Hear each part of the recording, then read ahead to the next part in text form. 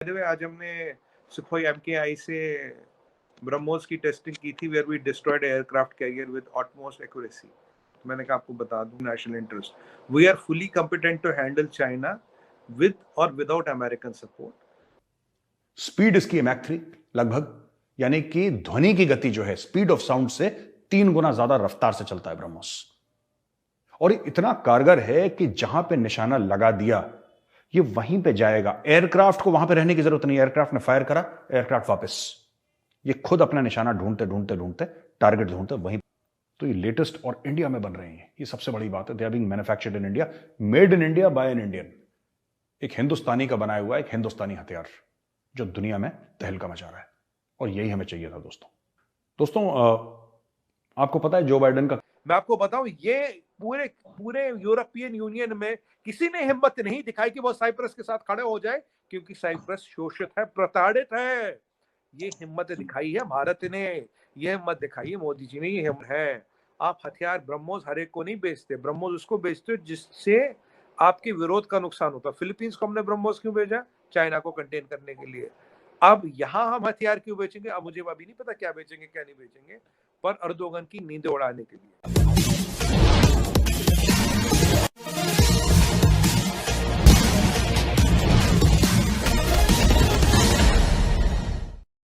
भारत ने जब हवा से 3 गुना तेज चलने वाले ब्रह्मास्त्र यानी ब्रह्मोस मिसाइल का परसों सफल परीक्षण किया तो चीन पाकिस्तान के तो होश उड़े ही हुए हैं। साथ ही भारत के तीसरे दुश्मन तुर्की में भी हड़कंप मचा हुआ है, क्योंकि भारत ने इस मिसाइल को तुर्की के दुश्मन साइप्रस को भी बेचने का करार कर लिया है। पूरे विश्व में यह चर्चा का विषय बना हुआ है कि भारत ने कैसे यह हवा से 3 गुना तेज गति से चलने वाला और एक्यूरेट लक्ष्य भेदने वाली मिसाइल का परीक्षण किया। आज की चर्चा आगे बढ़ाते हैं कि आपको थोड़ा जान के अच्छा लगेगा। तो अब देखिए हमारी दुश्मनी किससे, जिसको भी है उसको तो पता लगना चाहिए, कोई बात नहीं। अब चीमा साहब, ये जो चीजें आपकी दुश्मनी 2 मुल्कों से है, एक का नाम पाकिस्तान और दूसरा चाइना। बता मैं तो देखिए, मैं तो नाम लेने में विश्वास ही नहीं करता। पाकिस्तान तो खैर अब दुश्मन रहा, बचा नहीं। चाइना से ये जो भी है थोड़ा बहुत सारा डिफेंस तो पाकिस्तान के बॉर्डर पे रखा हुआ है। वो मैंने बोला ना, टेररिस्ट बेस्ड हो ना यार आप, दिक्कत ये है। और आज भी मतलब पाकिस्तान इज हायर्ड गन, दिक्कत तो वो भी है ना, मर्सनरी। तो मैं बताता हूं अब जो आपके चाइना के अंदर टारगेट हैं या पाकिस्तान के अंदर टारगेट हैं, अगर वो 400, 450, 450 किलोमीटर की जद में हैं तो हमारे पायलट्स को चीन के अंदर जाने की जरूरत नहीं है, और हमारे पायलट्स को उसके अंदर जाने की जरूरत नहीं है। पाकिस्तान के अंदर भारत में रहते रहते ही वो उन मुल्कों में मिसाइल फायर कर सकते हैं हवाई जहाज से। पहली बात यह, इसका क्या मतलब है कि हमें हवाई जहाज भी बॉर्डर पर रखने की जरूरत नहीं है, क्योंकि हवाई जहाज का भी एक रेंज होता है, 1500-2000 किलोमीटर फ्लाई कर सकता है। तो हो सकता है ये हवाई जहाज जो है ये कहीं और हो, ये ग्वालियर में हो, ये कहीं और पीछे हो, वो उड़ के जाएगा और जम्मू के ऊपर जाके फायर करेगा और जम्मू से ही वापस ले लेगा। पाकिस्तान जाने की जरूरत ही नहीं है। स्पीड इसकी है मैक 3 लगभग, यानी कि ध्वनि की गति जो है स्पीड ऑफ साउंड से 3 गुना ज्यादा रफ्तार से चलता है ब्रह्मोस। और इतना कारगर है कि जहां पे निशाना लगा दिया ये वहीं पे जाएगा। एयरक्राफ्ट को वहां पे रहने की जरूरत नहीं। एयरक्राफ्ट ने फायर करा, एयरक्राफ्ट वापस, ये खुद अपना निशाना ढूंढते ढूंढते ढूंढते टारगेट ढूंढते वहीं। जयशंकर साहब पहुंचे हैं साइप्रस। पहले धमकी दी थी तुर्की को कि अगर आपने ज्यादा कश्मीर चीखा तो हम साइप्रस से दोस्ती बनाएंगे, वो नहीं माना, तो अब साइप्रस पहुंच गए, डिफेंस पैक्ट किया। आज हमारी कूटनीति की एक और विजय हुई है। अब आप पूछेंगे कैसे? साइप्रस में मैं 2 साल बाय द वे रह चुका हूं, तो इसलिए साइप्रस को अच्छी तरह से समझता हूं, सारे गुनी कोचों से वाकिफ हूं। साइप्रस जैसे छोटे मुल्क में भारत का विदेश मंत्री 2 दिन रहना, एक दिन लिमासोल में और एक दिन निकोसिया में, मतलब ये इनके बीच में जो डिस्टेंस है 1 घंटे का है बाय कार। यहाँ जयशंकर साहब ने 2 दिन बिताए। जयशंकर साहब जैसे बड़े व्यक्ति जिनकी मिनट मिनट की कीमत है, मिनट मिनट का हिसाब है, वो 2 दिन लगाए। वहाँ फॉरेन मिनिस्टर से मिलते हैं, सेक्रेटरी ऑफ स्टेट जो उनका मान लीजिए जो कांग्रेस का हेड है लेडी, उनसे मिलते हैं, और मिलिट्री और डिफेंस पैक्ट साइन करते हैं। इसका मतलब क्या है? पहला मतलब है भारत का बढ़ता हुआ वर्चस्व यूरोप में भी। भारत इससे पहले यूरोप में कदम नहीं लग रहा था, डायरेक्टली इंटरव्यू नहीं कर रहा। आज भारत अपने हथियार और अपने दमखम में यूरोप में एंट्री मार गया है, ढंके की चोट पे। 2 दिन रह रहे वहां पे, और हमारा, जहां तक मेरी बुद्धि, मुझे मेरा दिमाग मेरा साथ देता है, आई थिंक 1962 से हमारे साइप्रस से संबंध है, और फिर उसके बाद जयशंकर साहब ऑस्ट्रिया भी जाएंगे, वहां उससे भी पुराना संबंध है, करीब 72 साल से ऑस्ट्रेलिया से संबंध है हमारा।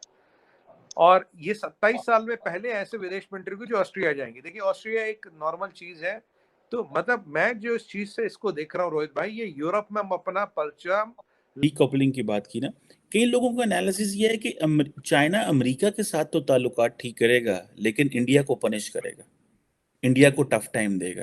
Do you think that there is some valid argument that कि ठीक है वो तो बड़ी पहाड़ है, उसके साथ ताल्लुकात तो ठीक करो, इनके साथ क्या करने की जरूरत है, इनके साथ लगे रहो ऐसे ही?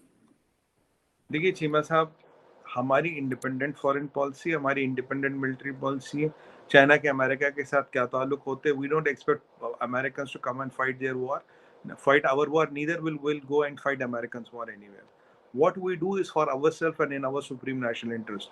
We are fully competent to handle China with or without American support. We are, अगर आप देखिए हमारा मंत्र क्या है, आत्मनिर्भर भारत, मेक इन इंडिया। जो भी हमें करना है, ना हमें किसी की फौज चाहिए, ना किसी का बंदूक चाहिए, ना गोला चाहिए, पैसा टेबल पर रखते हैं, माल लेते हैं। दुनिया की मंडी में खरीद सप्लायर बहुत है, आपके पास पैसा होना चाहिए, माल आपको मिल जाता है। और अमेरिका ठीक है स्ट्रेटेजिक एलाई है हमारा, बट अगर चाइना सोचता है कि भाई मैं दरार डालूंगा, ये डालूंगा, तो कल वो चिप्स एक्ट नहीं होता। जो चिप्स एक्ट हुआ ना sir, this will cost Chinese economy trillions of dollars in long run. And one thing I will tell you, now China can never ever, mark my words, China can never ever become a technology super power. Forget, पहले मैं AI super power कहता था, अब मैं कह रहा हूँ China can never ever become a technology super power. China को कैचअप करने में 15 से 20 साल लगेंगे, तब तक टेक्नोलॉजी कहीं की कहीं पहुंच जाएगी। चाइना में एक कहावत हमारे आपके यहाँ है ना, आ बैल मुझे मार। चाइना की स्ट्रेटजी वही है कि अगर ये जो डोमिनेंस की दिमाग में नहीं आता ना, मैं डोमिनेट करूंगा, मेरा कल्चर हर जगह चलेगा, मैं हर जगह चलाऊंगा, मैं जेनोसाइड करूंगा ऊबर का, मैं इसकी जमीन भी खा जाऊंगा, मैं वो भी करूंगा। when you have this tendency that I will dominate the world, that is where the problem is. And as far as India is concerned, we are independent, we are capable to guard our interests without the help of Americans, and we have a lot of friends and allies in the world. Sir, आप क्यों बोलते हो? हमारे तो हिंदू भी दोस्त है, मुसलमान भी दोस्त है, सिख भी दोस्त है, ईसाई भी दोस्त है, यहूदी, पारसी, जीव, कौन हमारा दोस्त नहीं? दोस्ती हमारी सबसे है। नहीं, वो तो खुदा ना खुदा दोनों को नहीं मांगते ना। वो उनका रिलीजन क्या है? रिलीजन तो उनको कुछ नहीं। बेंजामिन फ्रैंकलिन, आप दोस्ती रिलीजन की बेस पे तो नहीं ना बनाते? नहीं, मैं कह रहा हूँ, मैं आपके जैसे मैं कह रहा हूँ हिंदू, मुसलमान, सिख, ईसाई, क्लासिफिकेशन है। उनको किस में क्लासिफाई करूँ? मतलब चमगादड़ खाने वालों में, चील खाने वालों में, कैसे उनको ऐसे? आप अगर हमसे जुड़ा रहना चाहते हैं तो कृपया मेरे चैनल को सब्सक्राइब करें तथा बेल आइकन भी दबा दें, ताकि नई वीडियो की जानकारी तुरंत आप तक पहुंच जाए। धन्यवाद। जय हिंद।